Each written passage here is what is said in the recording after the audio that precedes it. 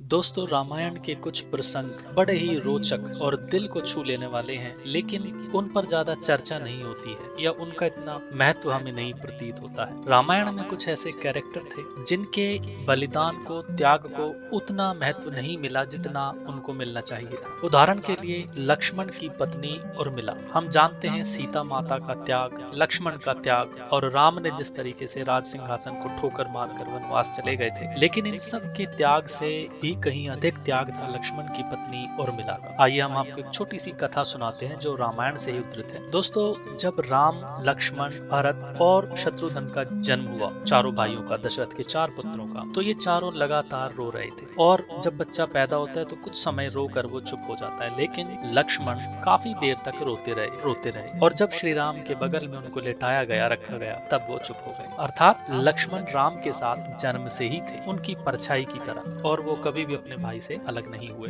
जब राम को 14 वर्ष का वनवास दिया जाता है तो लक्ष्मण कहते हैं कि वो भी उनके साथ चलेंगे, और वो अपनी पत्नी उर्मिला को बोलते हैं कि मुझे भाई की सेवा के लिए जाना है। उर्मिला बताती हैं कि मैं भी आपके साथ चलूंगी ताकि मैं आपकी सेवा कर सकूं, लेकिन लक्ष्मण मना कर देते हैं, समझाते हैं कि आपको अयोध्या नगरी का ध्यान रखना है और मैं अपने भाई की सेवा में कोई खलल ना पड़े, इसलिए मैं चाहता हूँ कि मुझे आपकी जिम्मेदारी ना मिले, आप यहीं रहो महल में। तो उर्मिला पति की आज्ञा समझकर मन को समझा लेती हैं और रुक जाती। दोस्तों, लक्ष्मण चले जाते हैं श्री राम के साथ वन में। वहां पर वो एक कुटिया बनाते हैं राम और सीता के लिए, और जब राम और सीता कुटिया में रहा करते थे तो लक्ष्मण बाहर एक प्रहरी के रूप में अपनी सेवा देते थे, भाई की सुरक्षा का ध्यान रखते थे। तो जब लक्ष्मण एक बार बाहर पहरा दे रहे होते हैं तो निद्रा देवी प्रकट होती है। तो लक्ष्मण उनसे प्रार्थना करते हैं हाथ जोड़कर कि देवी, कृपा करके 14 वर्ष तक आप मुझसे दूर रहें और कुछ ऐसी व्यवस्था करें कि मुझे नींद ना आए 14 वर्ष तक, ताकि मैं अपने भाई की सेवा कर सकूं। निद्रा कहती है कि ये संभव नहीं है, लेकिन तुम्हारे बदले में अगर कोई तुम्हारी नींद ले लेगा